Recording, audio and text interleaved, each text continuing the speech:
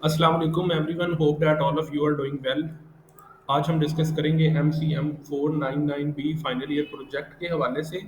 इसकी assignment number 1 हमने questionnaire के रिलेटेड बनाई थी और आपको अपडेट भी किया था, जो कि एक्सेप्टेड थी। उसके बाद असाइनमेंट नंबर 2 डाटा एनालिसिस के रिलेटेड थी, और अभी असाइनमेंट नंबर 3 जो है वो भी डाटा कलेक्शन और डाटा एनालिसिस के रिलेटेड है। इसकी आप क्वेश्चन फाइल जो है वो देख सकते हैं। Data collection and data analysis, last date इसकी 14 दिसंबर 2025 है। ये वाली असाइनमेंट जो आपकी असाइनमेंट नंबर 3 है, ये टोटली बेस करती है आपकी असाइनमेंट नंबर 2 के ऊपर। अब असाइनमेंट नंबर 2 जो कि आपकी डाटा कलेक्शन थी, वो आपने सबमिट करवाई थी। उसका रिजल्ट आप जो है वो देख सकते हैं। एक्सेप्टेड है हमारे स्टूडेंट का। जिन स्टूडेंट्स का रिजल्ट यहाँ पे एक्सेप्टेड नहीं आया, जिन स्टूडेंट के यहाँ पे नीड्स इंप्रूवमेंट है या रिजेक्टेड है या कुछ भी इस तरह के कमेंट हैं, वो अपनी असाइनमेंट नंबर 3 दोबारा बनाएंगे और उसको अपलोड करेंगे। और जिन स्टूडेंट्स की असाइनमेंट नंबर जो है वो 2 के रिजल्ट एक्सेप्टेड है, वो अपनी असाइनमेंट नंबर 3 सबमिट नहीं करवाएंगे, वो डायरेक्ट असाइनमेंट नंबर 4 का वेट करेंगे। तो आपने इस बात का ख्याल रखना है कि जिनकी एक्सेप्टेड है, इस तरह से वो अपनी असाइनमेंट नंबर 3 सबमिट नहीं करवाएंगे, और जिनकी एक्सेप्टेड नहीं है वो अपनी असाइनमेंट नंबर 3 सबमिट करवाएंगे, और जिनकी एक्सेप्ट हो चुकी है वो आगे प्रेजेंटेशन फाइल के ऊपर काम करेंगे जिस तरह टीचर ने लिखा, और उसकी असाइनमेंट के ऊपर होने का वेट करेंगे। तो अभी हम ये देखते हैं कि data collection and data analysis के हवाले से आपने जो कंप्लीट वर्किंग है वो किस तरह से करनी है। वो टोटली असाइनमेंट नंबर 2 वाली है। सारा असाइनमेंट नंबर 2 की रिवीजन है, क्वेश्चन फाइल के अंदर भी मेंशन है। तो असाइनमेंट नंबर 2 जो हमने डिटेल एक्सप्लेन की थी, या तो आप हमारी वो वाली वीडियो जाके देख लें असाइनमेंट नंबर 2 वाली, या किसी वीडियो के अंदर नेक्स्ट हम असाइनमेंट नंबर 2 की जो वीडियो है वो अटैच कर देते हैं। ठीक है, बाकी मजीद हमारे जो प्रीवियस सेमेस्टर के स्टूडेंट्स के रिजल्ट्स हैं, जिनका हमने MCM 499A, MCM 499B या इंटर्नशिप रिपोर्ट के काम किए थे, उन सब के आप रिजल्ट्स देख सकते हैं। अल्हम्दुलिल्लाह हमारे सारे स्टूडेंट्स जो हैं वो पास हुए थे। ठीक है, ये उन सब के रिजल्ट्स हैं। आगे वन बाय वन सब स्टूडेंट्स के, ये MCM 499A, MCM 499B, ये सब के रिजल्ट्स आपको आगे नजर आ जाएंगे वीडियो के दूसरे पार्ट के अंदर। ठीक है, तो अभी हम असाइनमेंट नंबर 2 को डिटेल में डिस्कस करते हैं, जिसमें हमने बताया कि डाटा कलेक्शन कैसे करनी है और डाटा एनालिसिस कैसे करना है। मजीद अगर आपको कोई क्वेश्चन हो तो आप हमारे व्हाट्सएप नंबर पर कॉन्टैक्ट कर लीजिएगा। Thank you so much. अल्लाह हाफिज़। अस्सलाम वालेकुम everyone, hope that all of you are doing well. आज हम डिस्कस करेंगे MCM 499B final year project के हवाले से। MCM 499B की फाइनल ईयर प्रोजेक्ट के रिलेटेड हमने असाइनमेंट नंबर 1 जो थी उसको अपलोड किया था। आपको गाइड भी किया था कि आपने कैसे वर्किंग करनी है और उसको कैसे प्रोसीड करना है। आपने असाइनमेंट नंबर 1 के अंदर अपने क्वेश्चनेयर बनाए थे, उसका आपने रिजल्ट चेक करना है। आप रीड कमेंट्स के ऊपर क्लिक करेंगे। ठीक है, उनमें उन्होंने लिखा कि आप कमेंटेड फाइल डाउनलोड करें। जब आप कमेंटेड फाइल डाउनलोड करते हैं और उसको चेक करते हैं, तो उसमें आपके पास आता है जी कि आपके क्वेश्चनेयर अप्रूव हो गए हैं और आप अपनी डाटा कलेक्शन स्टार्ट कर सकते हैं। ठीक है, अब नेक्स्ट स्टेप क्या होगा, नेक्स्ट आपने क्या करना है, कैसे करना है, उन सारी चीज़ों के हवाले से हम आपको स्टेप बाय स्टेप गाइड करेंगे। सब कुछ आपको बताएंगे किस तरह आप इसको कंटिन्यू करोगे। इन सब के रिलेटेड जो है वो डिफरेंट पॉइंट ऑफ व्यू से वर्किंग की जा सकती है MCM 499B के ऊपर। उन सब के हवाले से हम डिटेल में डिस्कस करेंगे वन बाय वन। अगर आपको MCM 499B के फाइनल ईयर प्रोजेक्ट के हवाले से किसी भी किस्म का कोई इशू आता है, या आप कोई भी पॉइंट डिस्कस करना चाहते हैं, या आपको कोई भी गाइडलाइंस चाहिए, तो आप हमारे व्हाट्सएप नंबर के ऊपर कॉन्टैक्ट कर सकते हैं। इंशाल्लाह आपको ईच एंड एवरीथिंग के हवाले से इन डिटेल गाइड किया जाएगा। सारी चीज़ें बताई और समझाई जाएंगी। इसके हवाले से आप हमारे MCM 499A, MCM 499B और MCM I619 इंटर्नशिप रिपोर्ट और MCM 620, MCM 611, इन सब कोर्सेज के हमारे प्रोजेक्ट और इंटर्नशिप रिपोर्ट्स के रिजल्ट्स आप देख सकते हैं। ये MCM I619 है, अनदर स्टूडेंट MCM I619 है। ठीक है, ये MCM 619 फाइनल प्रोजेक्ट है। ठीक है, MCM 620 प्रोजेक्ट है। ठीक है, अनदर स्टूडेंट MCM 9, ये MCM 499A हमारा प्रीवियस सेमेस्टर का स्टूडेंट है। Another student MCM I619। तो ये हमारे डिफरेंट पिछले सेमेस्टर्स के कोर्सेज के रिजल्ट है। ये MCM 499B अभी वाला जो कोर्स हम पढ़ रहे हैं, ये उसमें एक स्टूडेंट का हमारा रिजल्ट है। आप देख सकते हैं ए जो आपके पास MCM 499A होता है, उसमें आपको जो ग्रेड दिया जाता है वो जस्ट P लिखा हुआ होता है। ठीक है, इस तरह से आप देख सकते हैं, जस्ट P लिखा हुआ है। MCM 499A ओनली P है, यहाँ पे कोई ग्रेड वगैरह नहीं है। लेकिन जो MCM 499B होता है, उसमें आपको ग्रेड दिया जाता है। आप देख सकते हैं यहाँ पे 4/4 है, A ग्रेड है और 85% है। ठीक है, तो आप भी अगर अपने गुड मार्क्स और A ग्रेड लेना चाहते हैं MCM 499A में, तो हम आप हमारी वीडियोस को फॉलो कर सकते हैं। सारी चीज़ें उसके अकॉर्डिंग करें, इंशाल्लाह आपको MCM 499A और B के अंदर A ग्रेड आप ज़रूर अचीव कर लेंगे। ठीक है, अभी हम चलते हैं वापस अपनी असाइनमेंट के ऊपर। असाइनमेंट नंबर 2 के अंदर हमने क्या काम करना है जी। असाइनमेंट नंबर 2 की क्वेश्चन फाइल ओपन हो चुकी है। असाइनमेंट नंबर 2 की क्वेश्चन फाइल ओपन करते हैं जिसकी लास्ट डेट हमारे पास 29 नवंबर है, जिसके अंदर क्या कहा गया है जी, data collection and data analysis. आपने डाटा कलेक्शन करनी है और आपने डाटा एनालिसिस करना है। ठीक है, डाटा कलेक्शन कैसे करनी है, पहला क्वेश्चन तो ये माइंड में आता है। डाटा कलेक्शन का मतलब क्या है? डाटा कलेक्शन का मतलब ये है कि जो असाइनमेंट नंबर 1 में यहाँ पे आपके पास जो आपके ऑब्जेक्टिव्स के अकॉर्डिंग आपके क्वेश्चन अप्रूव हुए हैं, ठीक है, ये अप्रूव हो गए थे, रिजल्ट में आपने देख लिया था, ये अप्रूव हो गए हैं। ठीक है, अब ये अप्रूव्ड क्वेश्चन जो है इनके थ्रू आपने डाटा कलेक्ट करना है।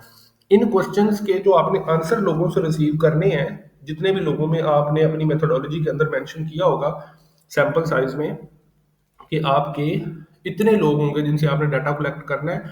100 लोग होंगे, 200 लोग फॉर एग्जाम्पल है, तो आपने 200 लोगों से इन क्वेश्चंस के ऊपर डाटा कलेक्शन करवानी है। ठीक है, इनको फिल करवाना है। उनके जो आंसर्स होंगे वो आपके पास डाटा होगा जिसको आप डाटा कलेक्शन। अब आपने ये डाटा कलेक्शन करनी कैसे है, इसके दो तीन तरीके हैं। एक तरीका तो ये है जी कि आप इसको प्रिंट निकलवा लें 2 पेजेस को और लोगों से बाई हैंड फिल करवाएं और फिर उसके बाद एक्सेल शीट के अंदर इसकी डाटा एंट्री करें। ठीक है, इस तरह से भी आप कर सकते हो। उसके बाद सेकंड आपके पास आ जाता है जी कि आप गूगल फॉर्म्स के ऊपर जाएं और गूगल फॉर्म्स के ऊपर इसका लिंक जनरेट करें। गूगल फॉर्म का लिंक आपको दिखाते हैं जनरेट किया हुआ। ठीक है, ये आपके पास जब आप गूगल पे सिंपल सर्च करते हो ना कि गूगल फॉर्म्स, आपने गूगल पे जाना है, यहाँ पे आपने सर्च करना है गूगल फॉर्म्स। ठीक है, गूगल फॉर्म सर्च करके ये फर्स्ट वाली वेबसाइट आपने ओपन करनी है। इसको मेरा साइन इन हुआ हुआ है, आपने साइन इन करना है। यहाँ पे आपने जो है वो ब्लैंक फॉर्म या फिर कॉन्टैक्ट इन्फॉर्मेशन वाले फॉर्म को आपने ओपन करना है। कोई भी इनसे इनमें से आप ओपन कर लेंगे और उसकी आप फिर जो है वो एडिटिंग करेंगे और एडिटिंग करने के बाद आप यहाँ पे स्टेप बाय स्टेप जो है वो अपने क्वेश्चन, ठीक है, यहाँ पे आप क्वेश्चन की हेडिंग देंगे, यहाँ पे आप अपना टॉपिक लिखेंगे। ठीक है, उसके बाद आपने यहाँ पे वन बाय वन जो है वो क्वेश्चंस ऐड करते जाना है। ठीक है, अब इसको ऐड करने का क्या क्राइटेरिया होता है, आपके जो यहाँ पे क्वेश्चन है ना, ये gender, age group, education level, इनको आपने वन बाय वन इधर ऐड करते जाना है। ठीक है, ये जेंडर आ गया, ये एज ग्रुप आ गया, ये एजुकेशन आ गई, मैरिटल स्टेटस आ गया। यहाँ से फिर आपके आगे क्वेश्चन शुरू हो जाते हैं। ठीक है, वो वन बाय वन आपने सारे आगे इस तरह से ऐड अप करने होते हैं। ठीक है, ये सारे क्वेश्चंस आप यहाँ पे ऐड कर देते हो। ठीक है, इसकी डिटेल वीडियो ये किस तरह से बनाना है ये फिर आपको यूट्यूब पे सेपरेट सर्च करनी पड़ेगी, क्योंकि अगर मैं इसी में ये बात समझाऊंगा तो ये बहुत लेंथी हो जाएगी। ठीक है, तो मैंने आपको ओवरऑल पूरे असाइनमेंट का बताना है कि क्या एनालिसिस होगा, सारी चीजें। तो ये आप गूगल फॉर्म जब लिंक जनरेट कर लोगे, ठीक है, उसके बाद अब आपने ये लिंक शेयर करना है लोगों को। ठीक है, यहाँ पे आप आएंगे, ये आपके पास लिंक गिवन है, ये आपने लिंक यहाँ से कॉपी कर लेना। ठीक है, अब ये लिंक कॉपी हो गया।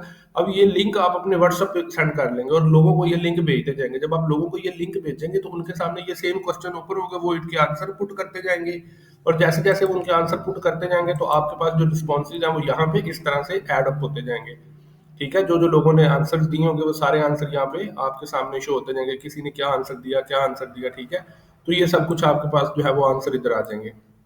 जब हमारे पास आंसर यहाँ पे आ जाएंगे तो उसके बाद हमने क्या करना है कि अब उसके बाद हमने इस सारे डाटा को यहाँ से एक्सट्रैक्ट कर लेना है। ठीक है, उसके भी डिफरेंट मेथड्स होते हैं। आप अपनी एक्सेल शीट यहाँ से डाउनलोड कर लेंगे। ठीक है, फिर आप जब अपनी एक्सेल शीट यहाँ से डाउनलोड करते हैं तो उसमें जो आपके पास डेटा है वो आपके पास रिसीव हो जाता है। ठीक है, उस डेटा को फिर आप कन्वर्ट करते हो। अब यहाँ से मजीद जो है वो डिफरेंट पॉइंट्स, डिफरेंट तरीके के डाटा आपके पास आते हैं और आपने उनमें से किस फॉर्म में अपने डाटा को लेके जाना होता है वो फिर आपकी अपनी चॉइस होती है कि आप अपने डाटा का पे काम किस तरह से करना चाहते हो, कैसे आप उसको कंटिन्यू करना चाहते हो। ठीक है, ये आप देख सकते हैं जब हम एक्सेल शीट वहां से डाउनलोड करते हैं तो हमारे पास डेटा जो है वो कुछ इस तरीके से शो होता है।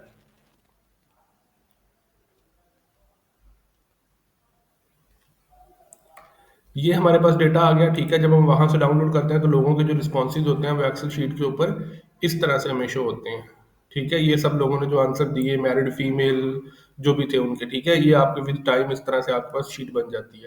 ठीक है, जब ये आपके पास आ जाती है फिर इस डेटा को आपने नेक्स्ट, अब चलते हैं पहले आपके साथ डिस्कस करते हैं क्वेश्चन फाइल में क्या है। अब यहाँ पे जो आपके डेटा एनालिसिस होती है वो डिफरेंट टाइप्स की होती है। ठीक है, हर स्टूडेंट ने अपने प्रोजेक्ट अपने टॉपिक के अकॉर्डिंग वर्किंग करनी होती है। ठीक है, अब यहाँ पे हम कुछ चीजें डिस्कस करेंगे। सबसे पहले आपके पास है सिंपल फ्रीक्वेंसी। ये आपके पास जो है ना वो डेटा एनालिसिस की टाइप्स हैं। सिंपल फ्रीक्वेंसी एनालिसिस होता है। ठीक है, उसके बाद आपके पास एसपीएसएस के ऊपर एनालिसिस होता है जिसके अंदर आपके पास कोरिलेशन और रिग्रेशन वगैरह होता है। इसके बाद आपके पास जो है वो सेंटीमेंट एनालिसिस होता है। उसके बाद आपके पास जो है वो इंटरव्यू जो अगर आपने कंडक्ट किए होते हैं तो उनका different observation survey observation point of view से आपने अपनी जो है वो एनालिसिस करना होता है। तो ये डिफरेंट टाइप्स के जो है ना हमारे पास एनालिसिस होते हैं। अब जिस टाइप का आपका एनालिसिस होगा उसी टाइप से आप अपने डेटा को कन्वर्ट करोगे और उसको लेके जाओगे। 90% जो हमारे पास एनालिसिस होते हैं वो सारे एसपीएसएस के ऊपर होते हैं, ठीक है, एसपीएसएस एंड कोरिलेशन के ऊपर, ठीक है। आपने अपने सारे डेटा को जो है वो एसपीएसएस फॉर्म में कन्वर्ट करना है या एसपीएसएस सॉफ्टवेयर में आपने आ जाना है। आपने अपने सारी ये वेरिएबल्स जो है वो यहाँ पे ऐड करने हैं, अपने आइटम को यहाँ पे मेंशन करना है, ठीक है। मेंशन करने के बाद आपने यहाँ पे एनालिसिस में आ जाना है। यहाँ से फिर आपने अपने एनालिसिस को स्टार्ट करना है। फॉर एग्जांपल आप जेंडर इन सब की फ्रीक्वेंसीज और इन पे काम करना चाहते हो तो सिंपल आपने उन सारी फ्रीक्वेंसीज को सिलेक्ट करना है, ठीक है। आप उनके साथ पाई चार्ट बनाना चाहते हो, आप उसको क्लिक करोगे और अपने चार्ट्स को बनाओगे तो आपके पास इस तरह से फ्रीक्वेंसी टेबल भी बन जाएंगे, जेंडर, मैरिटल स्टेटस, ठीक है, एज, एक्सपीरियंस, पाई चार्ट आगे उन सबके बन जाएंगे वन बाय वन। ये बताया होगा इस एज ग्रुप के इतने, इस एज ग्रुप के इतने, इस तरह आपके पास ये चार्ट्स भी बन जाएंगे। तो ये क्राइटेरिया होगा इनके रिलेटेड। उसके बाद अगर आप अपनी फ्रीक्वेंसी भी फाइंड आउट करना चाहते हैं तो आप अपने दूसरे वेरिएबल्स की फ्रीक्वेंसी वगैरह भी इसके ऊपर फाइंड आउट कर सकते हैं, अपने सारे आइटम्स की, कि किस बात पे किस पे आपको कितना रिस्पॉन्स मिला और किस पे आपने क्या काम करना है। तो वो फ्रीक्वेंसी भी आप यहाँ पे देख सकते हैं। आपके आइटम्स की फ्रीक्वेंसी का टेबल भी यहाँ पे बन जाते हैं जी, इसके इतने लोगों ने एग्री किया, इतने ने डिसएग्री किया, इतनी परसेंटेज की फला फला, इस तरह करके, ठीक है। मजीद आप इनके डिस्क्रिप्टिव स्टेटिस्टिक्स भी यहाँ पे फाइंड कर सकते हो। ये सारी चीज़ें जो है ये हर स्टूडेंट की डिफरेंट होंगी। जिसने जौन सी टाइप का डेटा और डेटा एनालिसिस अपने प्रपोजल एमसीएम 499A के अंदर सेलेक्ट किया होगा उसने उसी तरीके से अपना एनालिसिस करना है, ठीक है। अगर आपने कोरिलेशन और रिग्रेशन एनालिसिस वगैरह करने हैं तो आप कोरिलेशन और रिग्रेशन में जाओगे, अपने जो है वो वेरिएबल्स को ट्रांसफॉर्म पहले करोगे, उसके बाद आप अपने वेरिएबल्स को यहाँ पे सिलेक्ट करोगे, उनका आपस में कोरिलेशन फाइंड आउट करोगे तो आपके पास कोरिलेशन एनालिसिस के आंसर आ जाएंगे। तो ये जो सारी चीजें हैं ये इस तरह से आपकी प्रोसीड होनी है। अब फिर आप क्या करोगे, आप अपने सारे टेबल जो भी आपके टेबल ऑफ ग्राफ बनने हैं उनको आपने पिक करना है और आपने वर्ड फाइल में लेके आ जाना है। वर्ड फाइल में आपने ले आना है तो फिर आपने किस तरह से इसको प्रेजेंट करना है मैं आपको प्रीवियस सेमेस्टर के किसी स्टूडेंट की फाइल दिखाता हूँ, MCM499B की।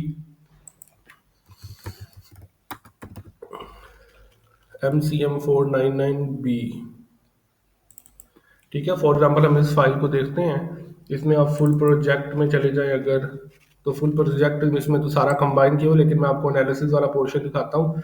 इस तरह से आपने जो है वो अपने टेबल्स और ग्राफ सारी चीज़ों को यहाँ पे पेस्ट करना होता है, ठीक है। और साथ साथ आप उन टेबल और ग्राफ्स की इस तरह से नीचे एक्सप्लेनेशन भी देते हो, अपनी वर्डिंग में राइट करते हो, ठीक है। इस तरह से आपका डेटा कलेक्शन वाला प्रोसीजर भी मैंने आपको बता दिया और डेटा एनालिसिस करने के बाद आपने वर्ड फाइल के अंदर इन टेबल्स को पेस्ट करने हैं, ग्राफ्स को पेस्ट करना, नीचे उनकी एक्सप्लेनेशन लिखनी है, ठीक है। इस तरह से एक्सप्लेनेशन करेंगे और देन उसके बाद आप इसको असाइनमेंट को अपनी को सबमिट करेंगे, ठीक है। तो ये आपका सारा क्राइटेरिया होगा, इस तरह से आपकी असाइनमेंट का सोल्यूशन बनेगा। मजीद अगर आपको इसके हवाले से किसी किस्म का कोई इशू आता है या आप कोई भी बात डिस्कस करना चाहते हैं, आपका कोई भी पॉइंट है, तो आप हमारे व्हाट्सएप नंबर के ऊपर कॉन्टैक्ट कर सकते हैं। इंशाल्लाह आपको ईच एंड एवरीथिंग के हवाले से इन डिटेल गाइड किया जाएगा, सारी चीज़ें बताई और समझाई जाएंगी। Thank you so much for your time. अल्लाह हाफिज़।